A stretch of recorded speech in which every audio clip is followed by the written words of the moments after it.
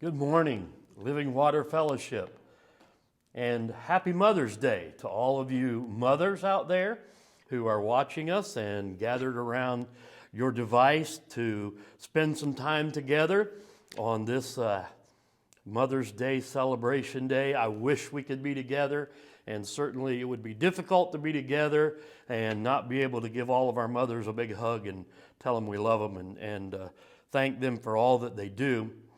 But we want to do it this way. Thank you, moms, for all that you do, and we wish you God's very best and a happy Mother's Day today. You know, coming to special days such as these, Mother's Day, it's always an exciting time for a pastor because many times there are more people in church. Well, there's nobody in church this morning, but many times there are more people in church who are there not to hear him preach, but to honor the most special people in their lives. So my job today, if we were together, and even via this platform, my job today is to say something simple yet profound, sweet but challenging, moving but not mushy, tear-jerking but humorous at the same time, and most of all, eternal but short. That's what I always found that people wanted on Mother's Day. They wanted all of those things. They wanted to laugh, they wanted to cry, and they wanted to get out and go to lunch. So those were the things that were important to them. I got to tell you, Mother's Day changed for me about 13 years ago when my mother went home to be with the Lord in January, and I'll never forget having, from that time, as a pastor, to gear myself up to speak to mothers on Mother's Day, knowing that my mother was in heaven and I could not be with her on earth. So, Mother's Day for me always brings an immense flood of emotions.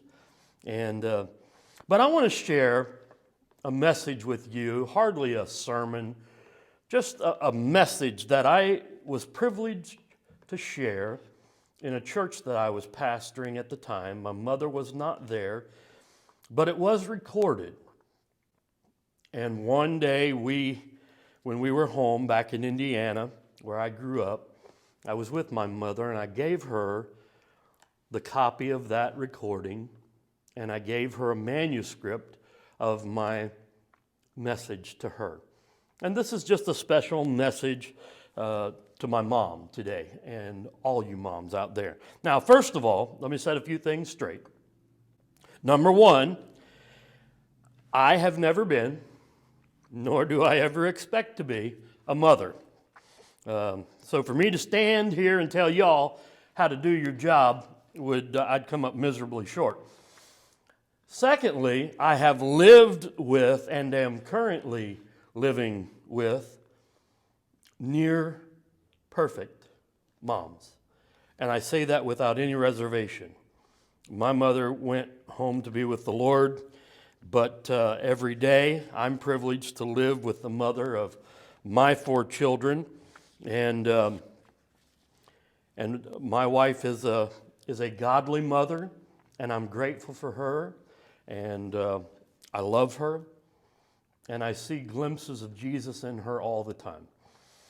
You know, my mom, before she passed, some people may not agree with this assessment, but I believe that my mother, one reason she went to heaven was because she got so near to perfect, she just wasn't fit for this earth anymore.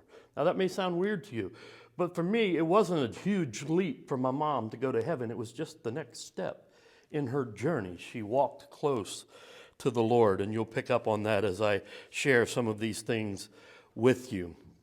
I believe motherhood, thirdly, is the most underappreciated, overlooked, underpaid, yet over-criticized profession in all the world.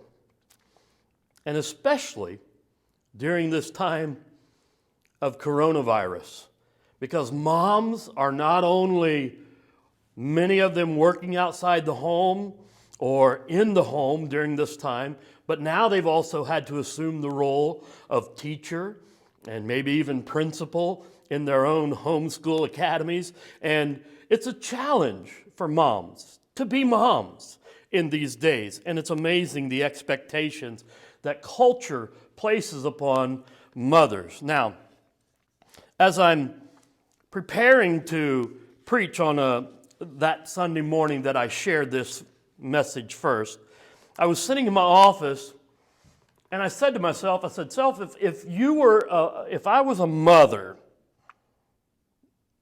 what would I want to hear a sermon about on Mother's Day? What would I want to hear?" And as a preacher, I started thinking of those powerfully convicting messages of Scripture that I could share with moms. I thought there's a lot of biblical mothers that were good examples and bad examples, and I could really just tell them how to be great moms, you know. And then I realized I was thinking like a preacher. I wasn't thinking like a mom. That's not what mom wants to hear. And so as I sat there, I decided that day, and I thank God that I did, because I was able to share this with my mother before she went to heaven. But this is what I think moms would like to hear, especially today. They haven't been to the beauty parlor or the salon in a month or so. They're feeling a little drugged down. They're feeling a little worn out. And I understand they need a good pedicure. They need a good manicure. They need a good color and cut. And I know. And they deserve it. They deserve it. And added to that responsibility is all the roles of being a mother. So what I want to say today to all of you moms that I said to my own mother is simply this: thanks, Mom. Proverbs 31, we're given the description of a virtuous woman. Actually, the Bible calls her a virtuous woman. I think she's Wonder Woman when you read this passage of Scripture. And I don't see how you ladies don't really despise this virtuous woman, because she was so much of everything. And yet I watch mothers today, and you are these things as well. So many things that are expected of you. But here's the verse that I want to sum it up with, and it's verse 28 of Proverbs chapter 31. And it simply says, "Her children rise up and call her blessed, and her husband also, and he praises her." Moms, there's a lot of negative things and even hurtful things that could be said in pulpits today to try to make you a better mom, and maybe some mothers do need some instruction, but that's another service and another sermon for another time. Today we just want to focus on this one thing, letting you know that we love you and that we appreciate you, and we want to say thank you to you. We want that you would know that your children rise up and call you blessed, and your husband, if he's any kind of a husband at all, should be praising you. That's it, in a nutshell. Now, I'm going to embellish it a little bit from my own personal experience, but that's pretty much it in a nutshell. Thanks, Mom. And here goes. This is what I wrote to my mother. And I would challenge you, as we head into Mother's Day, this being the day, if your mother is still alive, reach out to her. Definitely reach out to her and contact her. If she isn't alive, or even if she is, sit down and make your own list, like I made, of thanks to your mom. And I think you'll find your heart being closer drawn in her direction. So here goes. Thanks, Mom. Thanks, Mom, for enduring the pain of bringing me into this world.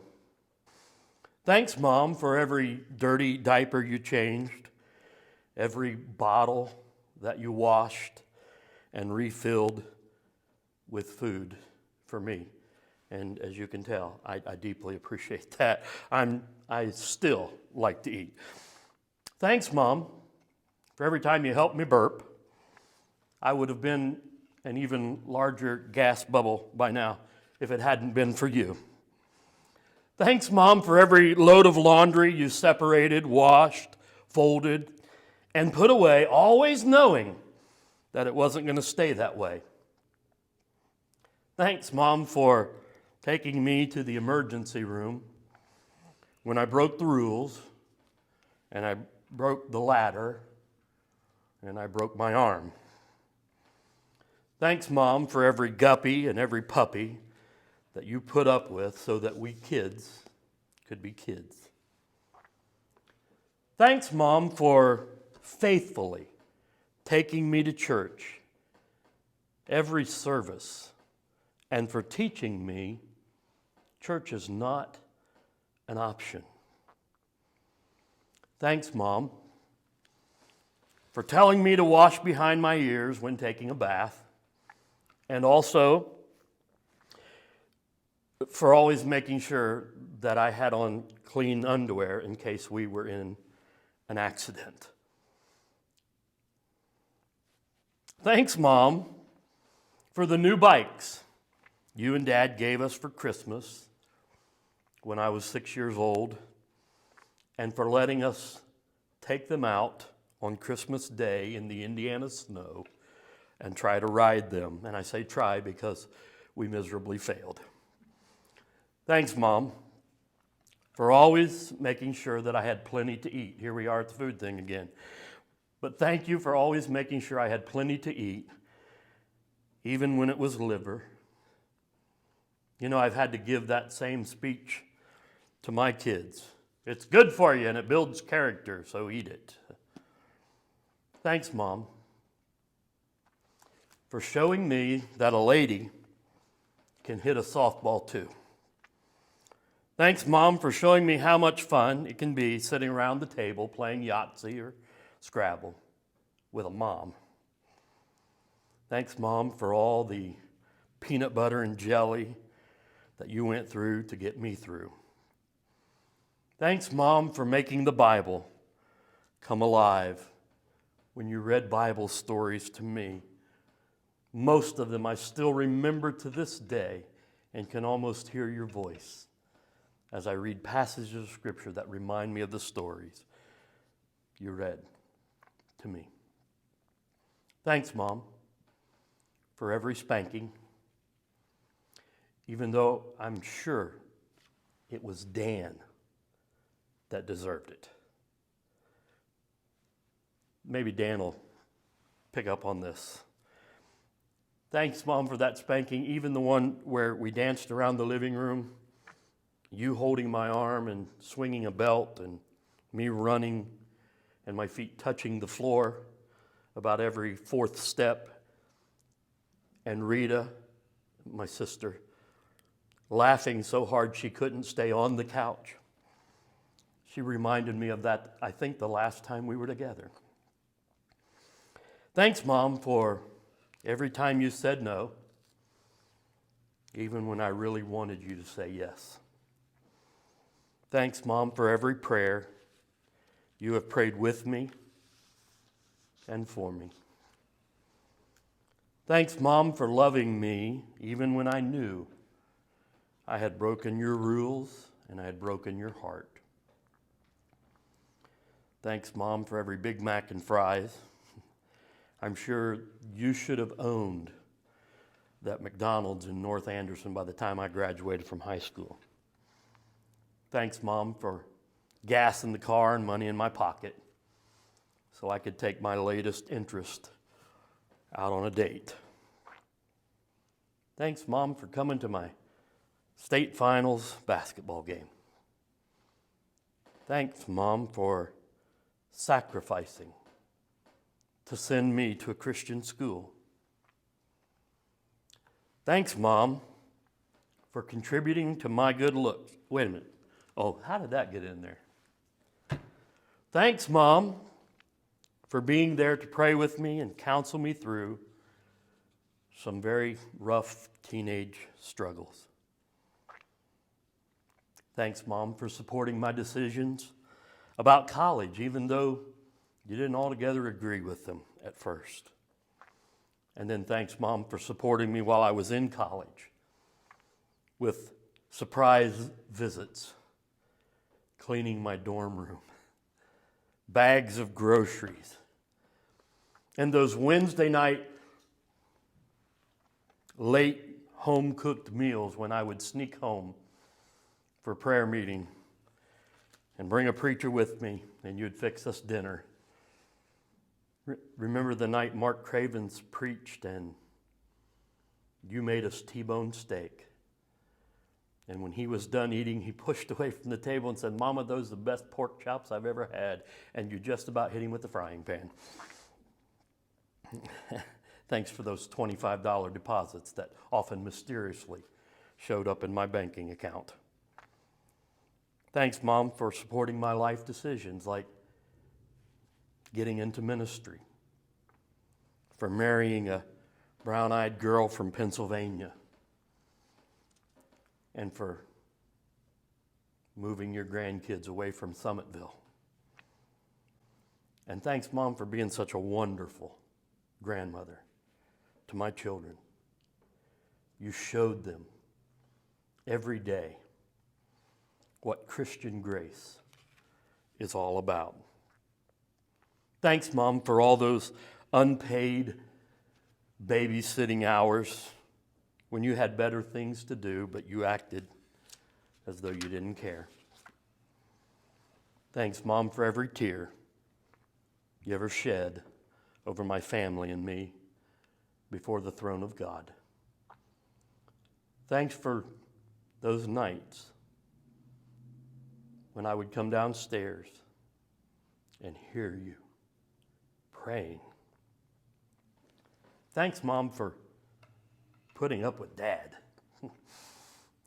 at least attempting to keep him in line. Thanks, Mom, for the best beef and noodles and green beans and your patented taco salad. Best that any guy could ever hope to eat. Thanks, Mom, for proving to me that having a great voice wasn't enough unless it was used for God's glory. And by the way, I still love to listen to your CD when I can. Thanks for making it and sharing your talent with the world. Thanks, Mom. Well, this list could go on and probably should go on and on. But most of all, I don't know how things are done in heaven. Don't altogether know what's taking place there.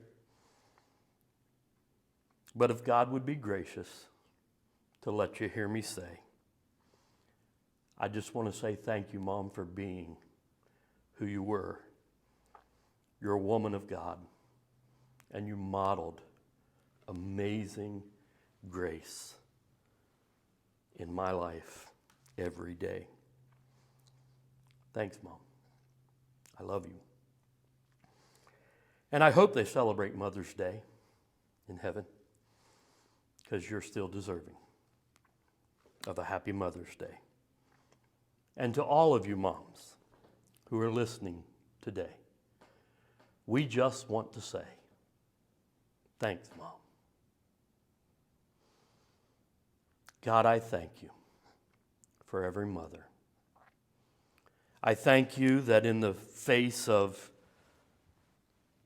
adverse circumstances, they rise to the occasion by the strength and the power of your grace. I know that not every mother is perfect, but every mother is loved.